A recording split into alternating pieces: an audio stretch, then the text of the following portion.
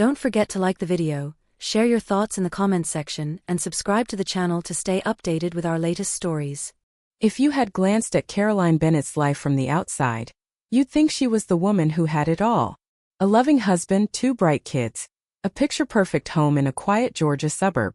The kind of life people envy, polished, secure, enviable. She wore contentment like a second skin, throwing birthday parties with color-coded themes, packing handwritten notes into school lunches, and smiling like her world had no cracks. But cracks, as it turns out, don't always shout. Sometimes they whisper.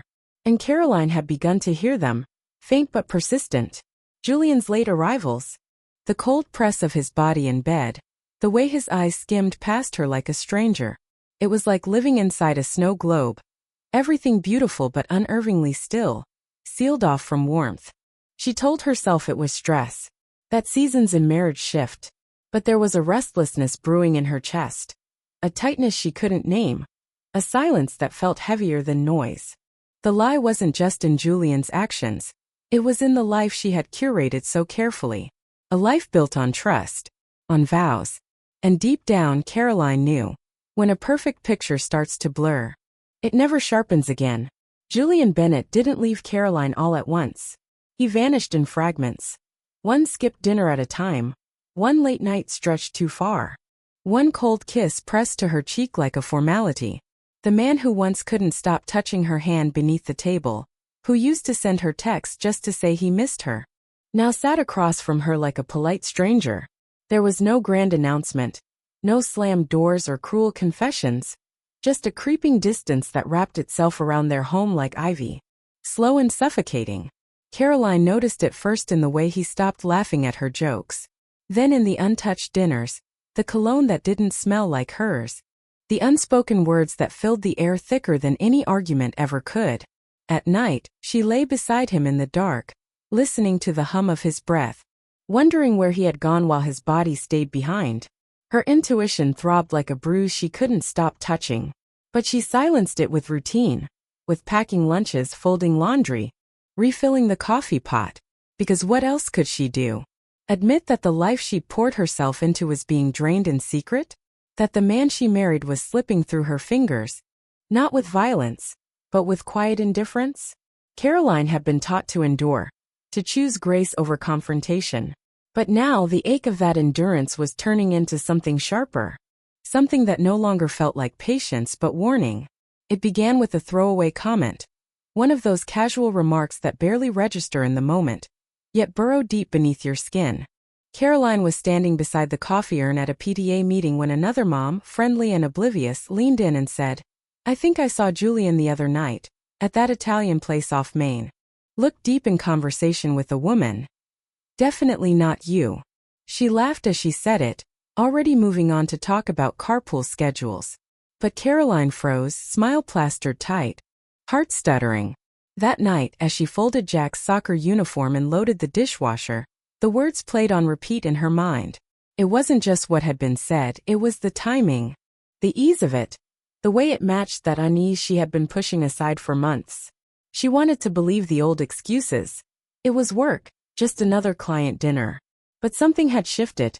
Suddenly, every unanswered text, every working late message, every moment he left the room to take a call, it all began to add up.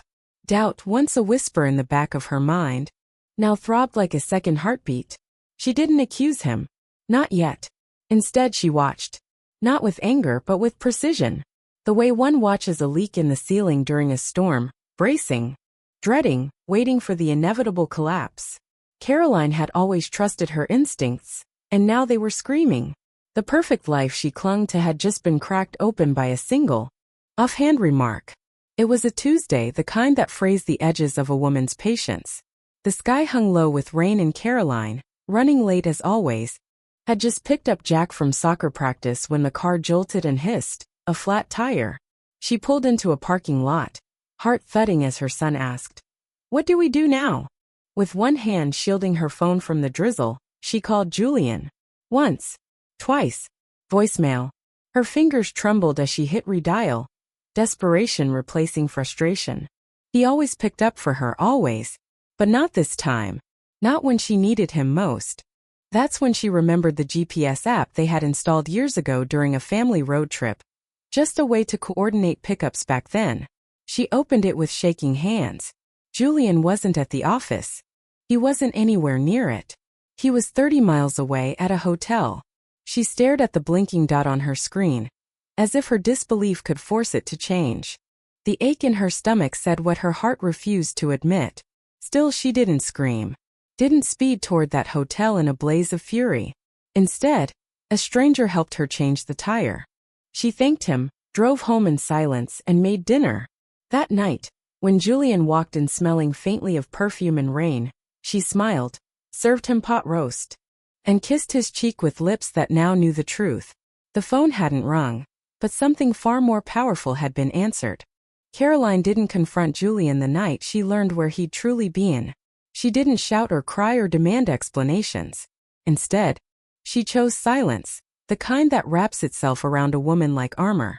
From that moment on, everything changed, but not in the way Julian would notice. She still made his coffee just the way he liked it. She still laughed at the same old jokes, still kissed him goodbye at the door. But every word, every smile, every touch was now part of a performance, carefully calculated, quietly sharpened. She became a watcher, not a wife. She noticed how he always set his phone face down, how he took calls outside even in the rain, how his stories began to shift like sand beneath a rising tide. And in the quiet of the laundry room, with her children asleep upstairs, she began to keep notes. Mental files turned into actual ones. Dates, patterns, the scent of unfamiliar perfume on a Tuesday, receipts he left out by mistake. She wasn't ready to act. Not yet. She was still gathering, still building. Because Caroline had learned something terrifyingly powerful. Silence can be stronger than any scream. It doesn't tip your hand. It doesn't give them time to hide the evidence or rewrite the story. It waits. And when it finally speaks, it does so with precision. Julian thought she was shrinking away, that her silence meant surrender. But Caroline wasn't retreating. She was observing, planning, becoming the storm he never saw coming. When Caroline finally broke the silence, she didn't start with an accusation. She started with a name, Holly. Her older sister had always been her steel, blunt, brave, and fiercely loyal. Caroline dialed her number one crisp morning while the kids were at school and Julian was at work. And when Holly picked up, she didn't ask, "Are you sure?" She didn't tell her to wait or give him the benefit of the doubt. Instead, she said, "Do you want me to come over?" And within the hour, she was there. Coffee in one hand, a legal pad in the other. They sat at Caroline's kitchen table, the scent of cinnamon candles and betrayal thick in the air. That day, Caroline didn't cry. She planned. Because Holly didn't come to mourn a marriage. She came to help bury the illusion of it. Together, they laid out a roadmap. Private investigator, financial records, a secure folder for documentation, a plan for what to say, when to move, how to protect the kids. Holly reminded her that intelligence was power, that revenge doesn't have to be loud to be devastating. Caroline realized then that she wasn't alone in this war. She had a general at her side, someone who wouldn't let her falter. And with every scribbled note, every sip of cooling coffee, the old version of herself, the one who begged to be loved, was fading. A new one was beginning to take shape. Not vengeful, not broken, but focused. Quiet. Deadly. Unafraid. From the outside, nothing changed. Caroline still kissed Julian on the cheek before he left for work. She still packed lunches with little notes tucked between juice boxes and crackers. She still laughed at dinner, her voice light, her smile effortless. But beneath the surface, everything was different. Her marriage had become a stage, and she was playing the lead role, the loving, oblivious wife. Every gesture was rehearsed, every glance calculated. She had learned to hide the rage behind soft eyes and the heartbreak behind polite conversation. Because Julian couldn't suspect, not yet. A man who feels safe is a man who lets his guard down. And Caroline needed him to stay unaware, while she gathered the ammunition to dismantle his world. She studied him like a stranger. How he moved, what he said, what he didn't. The way his lips twitched when he lied. The way his eyes flicked toward his phone when it buzzed during dinner. She noticed everything and he noticed nothing. He thought he was getting away with it. He thought she was too soft, too naive, too in love to ever fight back. But Caroline wasn't pretending for him. She was preparing for herself. With each dinner served, each bed made, she was forging armor from silence and strategy. The mask she wore wasn't weakness, it was her weapon. And the longer Julian believed he was safe, the closer she came to the moment when she would pull that mask off and burn the script he thought she'd always follow. The private investigator was discreet, professional, and worth every cent. Caroline never met him in person. Holly handled that part, but each day, he fed her the truth in fragments, timestamps, photos, hotel invoices, and quiet confirmation that Julian Bennett was exactly the man her gut had warned her about. His affair with Veronica wasn't a fling. It was orchestrated, methodical, and cruelly prolonged. Business trips were weekends in boutique hotels. Late meetings were candlelit dinners in her downtown condo. Caroline didn't scream. She didn't crumble. Instead, she got to work. Each damning detail was printed and placed into a black 3-ring binder. The kind you'd expect to find filled with tax documents or lesson plans, not betrayal. She hid it behind a stack of linens in the hallway closet, a quiet arsenal she built with trembling hands and unwavering resolve. Each page was a piece of armor. Screenshots of messages, bank statements with suspicious charges, copies of Julian's calendar she'd stealthily photographed. There was even a receipt for perfume she'd never worn, the same scent he sometimes carried home like a ghost on his collar. The binder didn't just document the affair. It documented Julian's arrogance, his belief that he could lie with impunity, that she would never look closely enough to see. But Caroline was no longer the woman he thought he married. That binder wasn't just evidence. It was her voice, her clarity, her justice waiting patiently in the shadows. And when the time came, it would speak louder than any confrontation ever could. The final blow came not with a fight, but with a ringtone. Caroline was folding laundry in the quiet hum of a Sunday morning, when her phone lit up with Julian's name. She answered instinctively, only to be met with silence, followed by the faint rustle of movement. The call cut off, but seconds later, a voicemail appeared. She hit play, expecting a pocket dial or background noise. Instead, it was her voice, soft, breathy, intimate. "Hey baby, I'm still thinking about last night. I can't stop smiling. When you said you were going to leave her, I almost cried. I know you need time, but I just can't wait to finally be yours. Veronica." Clear as crystal. Caroline sat down on the cold tile floor, the weight of that message pressing into her chest like a stone. She played it again, then again. Not because she needed proof, she had a binder full of it, but because this was different. This was emotional confirmation. This was betrayal, unfiltered and raw. Julian hadn't just betrayed her body, their vows, their life. He had whispered a future to another woman. Caroline didn't cry. She saved the voicemail, filed it neatly in the binder, labeled it final piece. That recording wasn't just an accident. It was the universe dropping the last puzzle piece into place. No more doubt. No more waiting. The storm she had been building was ready to break. And now, she had the spark to light the fire. Caroline didn't need to scream at Veronica. She didn't need to expose her in front of colleagues or tear her down on social media. She preferred something quieter, sharper.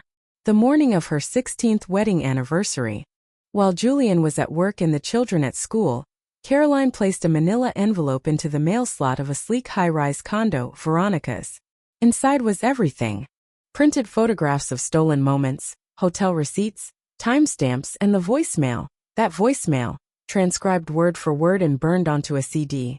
Tucked between the pages was a single handwritten note in Caroline's even, steady script. "If he lies to his wife, what makes you think he's telling you the truth?" No return address. No threats. Just the truth, wrapped in quiet devastation. That night, Julian walked through the door carrying a bouquet of red roses and a box of chocolates. He had made dinner reservations. He played the part. Caroline smiled, accepted the flowers, wore the blue dress he always liked, and toasted their anniversary like nothing had changed. All while knowing that across town, Veronica was unwrapping a different kind of gift, a reckoning. As Julian held her hand across the table and talked about their next chapter, Caroline nodded politely. The image of Veronica reading her note flickering like a candle behind her eyes. She didn't need revenge to be loud. It just needed to land. And by morning, she knew the first cracks would start to show. Not in her marriage, but in the illusion Julian thought he controlled. Julian noticed it almost immediately. Veronica's sudden silence. One missed call. Then two. A skipped meeting. An email that read like a form letter.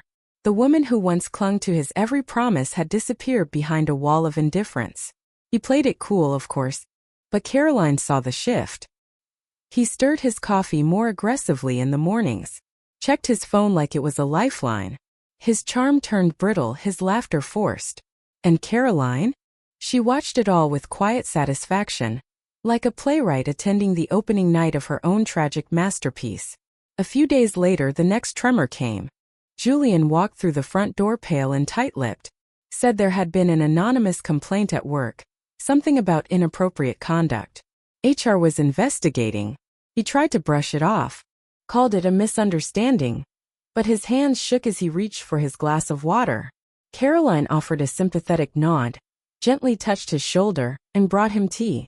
She didn't gloat. She didn't need to. The foundation beneath Julian's carefully balanced double life was beginning to collapse. The woman, the affair, the illusion of control crumbling piece by piece. And the irony? He still had no idea she was the architect of it all. Caroline had been the steady wife, the loyal mother, the woman he thought would never push back. But now she was something else entirely. The force dismantling his kingdom, one silent move at a time. And the fall had only just begun. She waited until the house was quiet, the kids gone for the weekend, the timing perfect. Caroline had rehearsed it all in her head, what she'd say, how she'd say it, how she'd remain steady while Julian's carefully built world shattered around him. He walked into the living room expecting a quiet evening, maybe a movie. Instead, she greeted him with the calm of a woman who had nothing left to fear. "I'm filing for divorce," she said, her voice even unshaken. "The papers were submitted 4 days ago." Julian blinked, confused. "What are you talking about?" But Caroline didn't flinch. She stood, walked to the hallway closet, and returned with the thick black binder, her silent companion through months of lies. She laid it on the table, opened it slowly. "Everything's in here. The hotel bills, her texts, even her voicemail. Julian, you know, the one where she talks about you leaving me." His mouth opened, but no words came. She watched him shrink in his seat, the weight of consequence finally sinking in. "Do you think I'm stupid?" she asked, her tone surgical, not cruel. "That I'd kiss you goodnight and not know where you'd been?" She didn't shout. She didn't cry. She let him sit there, drowning in evidence, gasping for a narrative he couldn't twist. For the first time in their marriage, Julian looked small, powerless. And Caroline? She looked free, untethered from the illusion of love, from his lies, from everything he once used to keep her silent. The day the divorce was finalized, Caroline didn't cry. She didn't pour a glass of wine or call friends to celebrate. She simply stepped out of the courthouse, lifted her face to the sun, and breathed in a kind of freedom she hadn't felt in years. It wasn't revenge that filled her, it was reclamation. She took back her maiden name first, etched it onto every form, every ID, every corner of her new life. Then came the house. Fresh paint, new furniture, family photos without Julian's shadow in the frame. Even the mattress was replaced, not out of spite, but because she refused to sleep another night on the ruins of betrayal. She didn't poison her children against their father, but she didn't shield them from the truth either. When Emma asked if she had stopped loving Daddy, Caroline answered gently, "I stopped loving the version of him who couldn't love me honestly." She poured herself into purpose, volunteering, running again, helping other women rise from similar wreckage. And slowly, piece by piece, she built something better than what she lost. Herself. A year later, on a road trip with Jack and Emma, Caroline gripped the steering wheel as her son said, "Mom, I think you're the strongest person I know." That one sentence echoed louder than all of Julian's broken promises. Because real strength isn't about how hard you fall. It's about how quietly, fiercely, and beautifully you rise. And Caroline didn't just rise. She soared. Without him. Without apology. Without looking back. In today's world, where appearances often mask reality, Caroline's story reminds us to trust our intuition and value our self-worth. Betrayal doesn't always come with warning signs. It's often quiet, gradual, and disguised as routine. If something feels off, don't dismiss it. Ask questions. Protect your peace. And most importantly, know that walking away isn't weakness, it's power. You don't have to explode to reclaim your life. Sometimes the strongest move is made in silence. Build your strength privately, prepare wisely, and when the time comes, choose yourself without hesitation. Healing isn't just survival. It's choosing joy after chaos.